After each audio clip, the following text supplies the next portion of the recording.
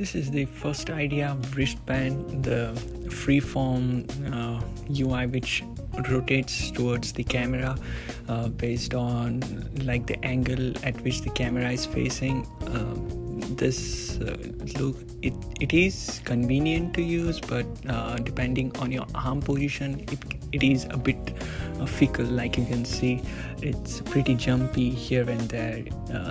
You can better judge it once you are like experiencing it firsthand, but since it was unstable, I tried doing the other prototype, and that's the rigid bone arm. You can see that the UI looks more stable depending on your arm position, and also controlling it feels like pretty natural as compared to the previous one, which was more jumpy based on how you are interacting with your hand.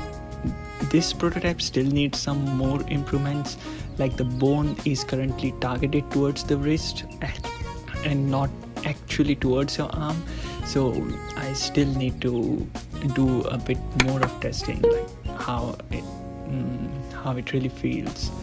So I think I'm gonna be making some more prototypes apart from these ones, and that's it.